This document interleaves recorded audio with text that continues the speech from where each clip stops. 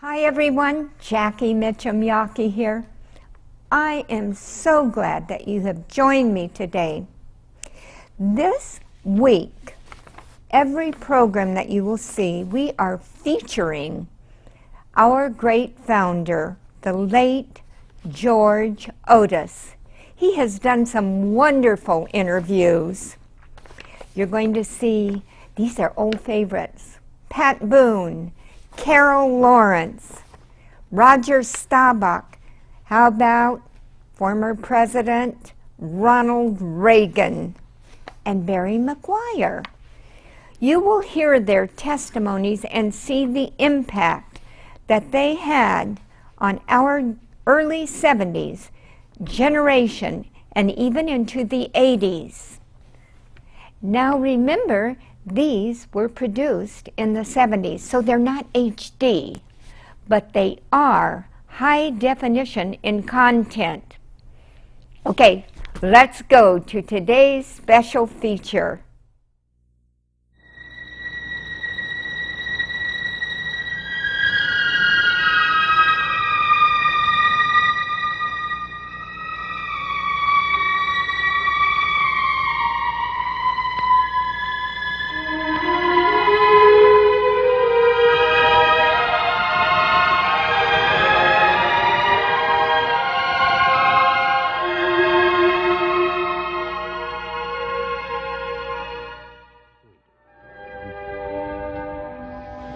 In the world's broad field of battle, in the bivouac of life, be not like dumb driven cattle, be a hero in the strife. This is what Henry Wadsworth Longfellow wrote quite a long time ago. And yes, welcome to High Adventure.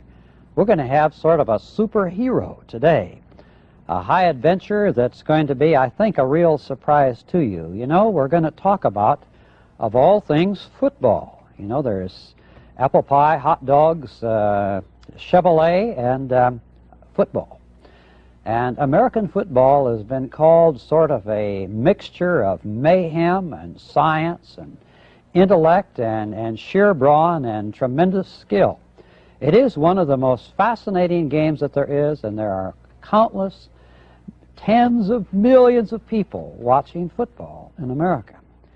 And perhaps the outstanding living football pro quarterback and a man who is a Heisman Trophy winner, one of the real figures in American football, certainly one of the most gifted, is going to be our guest today on film as we go right out to the Dallas Cowboys practice field and meet with, of all people, Roger Staubach.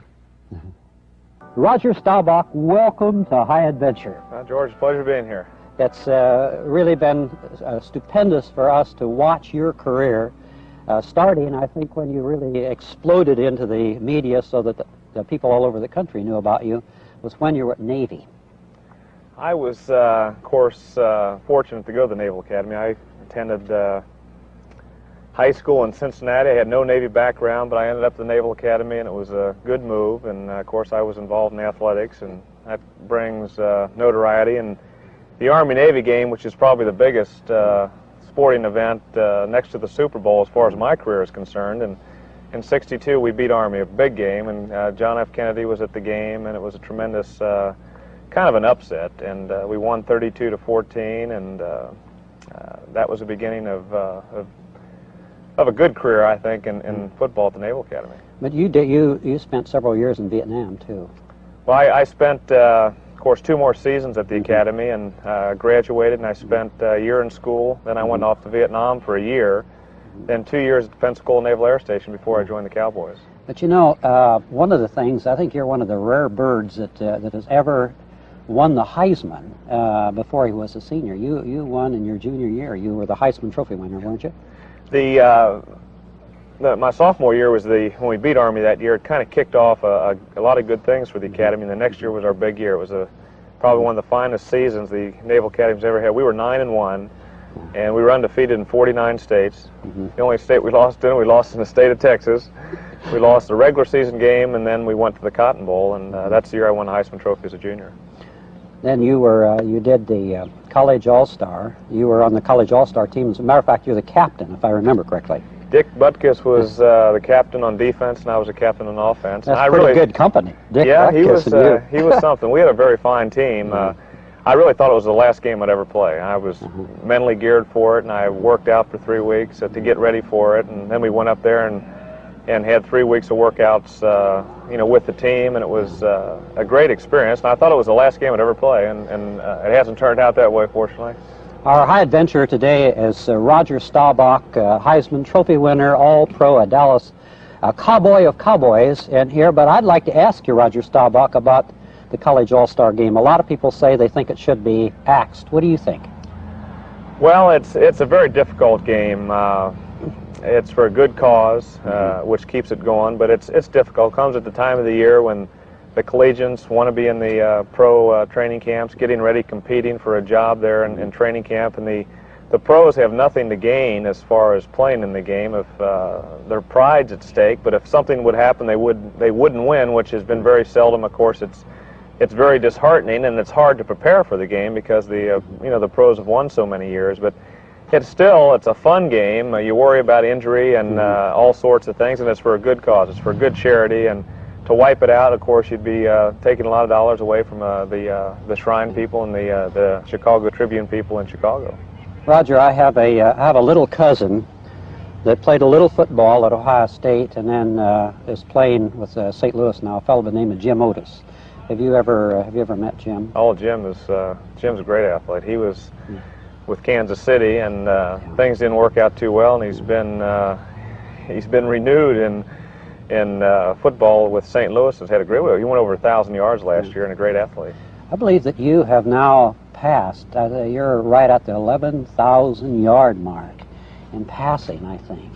One of the steps, I guess, as far as that, you get to the 10,000 stage, and I surpassed it last year as far as yards. Of course, I haven't played nearly as long as Unitas and Tarkenton. They're way up there as far as yards. How many more years are you going to play pro football? Well, I'm 34 now, and I'd like to play at least a couple of 3 or 4 years. At least as long as George Bland did. You ought to be able to play as long as George. George can kick. I can't kick. I'm a runner and a passer, and I know. I'd like to play 3 or 4 more years if I stay healthy. Yeah. A lot of the people the coaches especially that played against you, really think of your characteristic as being the most predominant is sort of a never say die. I just am not going to ever quit. You're gritty, and you won't you just go full throttle until the last gun sounds. And I think maybe one of the classic cases was this so-called Hail Mary pass. Tell us about the Hail Mary pass to Drew Pearson. Well, of course, the situation was in Minnesota, and it's a game, I guess, in the playoffs when anything can happen. And we were playing a very good game, but all of a sudden we got behind 14-10. We had about a minute and a few seconds left, and Drew caught a big pass. Was 4th and 18, and caught a big pass to give us a first down and give us some new life to have a chance for the Hail Mary pass. And with about 40 seconds to go, I just looked one way and threw the ball and said a Hail Mary, and Drew made the catch, though. It was a tremendous catch. It was a big play. It was probably the biggest play I've been a part of in football because it was such a big game. Well, all it ultimately ended up in meaning was the Super Bowl. That's all, wasn't it? Well, without it, of course, we wouldn't have won the championship game the next week against Los Angeles, or we wouldn't have been in the Super Bowl. But it was shocking. A play like that is just against a fine team is just it's very seldom can you do anything like that because they're ready, they're prepared for a play, and it's a little bit of luck. There's no question about that. Roger Staubach, I think all of the people watching High Adventure right now would like to have the opportunity to do what I'm going to do, and that's to say, we sit up in the stands up there, and there'll be 60, 70,000 up there watching. All you fellows, you 11 fellows, will all come together, and you're in a secret huddle down there. Something's going on as you're all got your heads down like that. What in the world's going on in a football huddle? Well, it's all business. There's just we don't talk about the cheerleaders, or we don't talk about what we're going to do that night. It's all business. We have 30 seconds. In our case, Coach Landry calls most of the plays, so I get the play from the sideline, then I give it to the team, and by the time I give the play, we break the huddle and get the line of scrimmage. We got to go at it. Say what? Tell us just like, okay, we're in a huddle now. Let's hear what you say. Well, I usually call the blocking at the point of attack. So say a formation you do this with numbers and letters, or not? Or? Well, using our spread, our shotgun, I'd go spread orange, right tight, fullback short divide, Lee 16, and that gives the formation. It gives the side of the call. It gives the blocking as far as the line is concerned, and it tells the receivers with the 16 what type of route they're going to run. How often do you audibilize? And after, okay, you've called the play, now you go up to the line. Landry has sent in a play in most cases, and you give that play in the huddle. You come up, and then how often do you override that play? Would you say? An average of 8 or 9 times a game. 8 or 9 times a game. That's interesting. Now, you surely can't tell me, Roger Staubach, that there has never been any humor in a football huddle. Has there ever been any humor? Oh, there's been a lot of humor. Can you remember anything funny that's ever happened? Gee, not specifically. If I really thought about it, there's times it's not. Over a long career, there's a lot of instances, but during the season, there's probably very few. It depends on the game situation. If you get way ahead and in the fourth quarter, someone will say something that has humor in it. But normally it's very business. You're serious. You're thinking constantly about what you're going to do on the next play, and there's just a lot goes on in the football game. And people don't realize that. They just think guys are out there hitting each other, knocking each other around, and that's not true. That's not true in the line of scrimmage or the receivers or the quarterbacks. Everyone's got a responsibility, and you've got to carry it out. We have Roger Staubach, who is the recipient of the Vince Lombardi Award, all kinds of awards, a Super Bowl champion, one of the greatest pro quarterbacks that there's ever been, really an incredible man. His wife's named Marianne. You have 3 children, I believe, Roger. We've got 3 daughters, but we just added a new little boy to our family a year and a half ago. So really? We've got 4 children now. Oh, that's great. What does your wife think about all the violence that's in the game? She kind of worry about you? The violence, I don't think the word violence is good. It's a physical game, and you worry about injury. I've had 3 operations that have been significant. But again, it's still it's a physical game. It's not brutal or violent. It's just injuries that occur due to the activity, the athletics involved, and she likes it as long as I like it.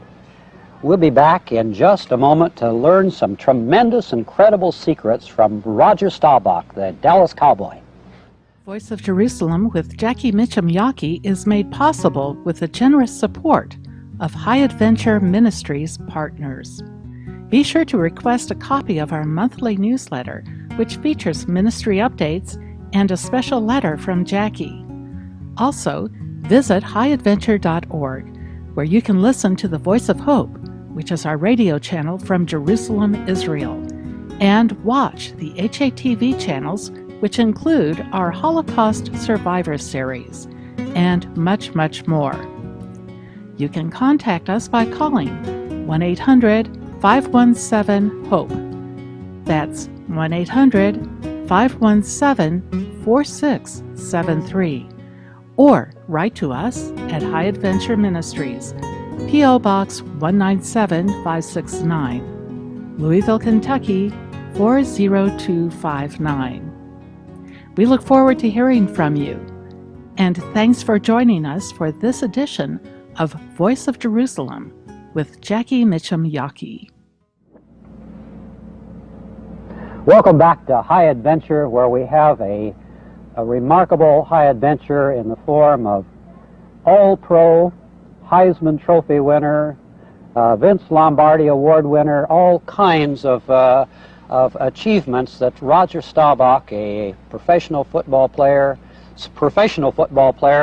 has accomplished. And Roger, we're really proud to have you on High Adventure, and thrilled that a man has been able to exercise the disciplines you have to achieve all you have. You have a book that you've authored called First Down and Lifetime to Go. That's an intriguing title.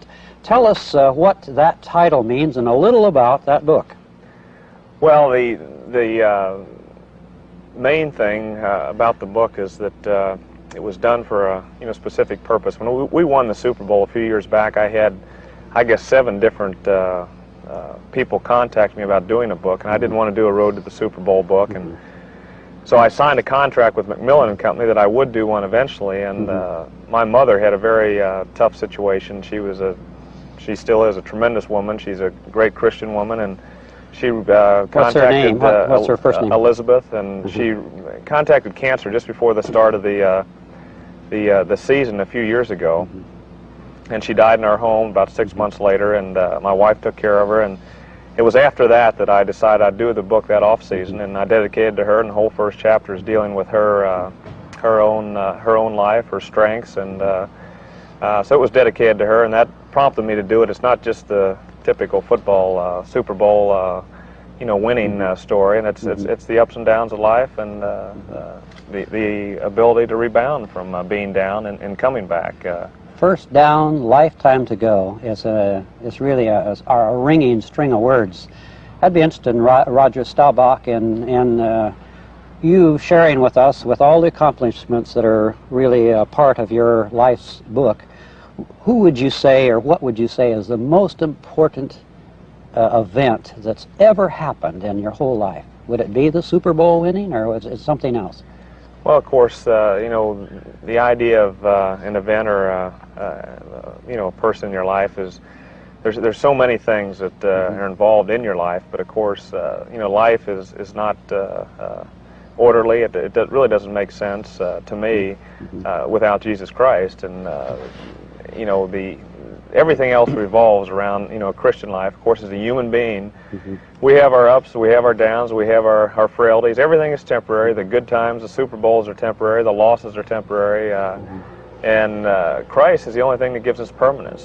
He died for our sins. Of course, when he rose from the dead, he gave us a chance for eternal life, eternal salvation, and my life revolves around that. And sometimes people, when you mention your Christian life, they put you up in the spiritual world. Well, this is part of your life, along with your portfolio of your investments, your recreation, your sports life. And Christianity, of course, doesn't work until it's encompassed in every phase of your life. And it can't just be an appendage, is what you're saying. No, it can, and you can't categorize someone and put them way up in the spiritual world, because it's Christianity is involved in the real world. Everything you do, hopefully, is going to reflect on your Christian faith. Unfortunately, we're human beings with the frailties, and Jesus is forgiving, and we understand that, and we just try. And as an athlete, I've just tried to be a better person every day, a better Christian.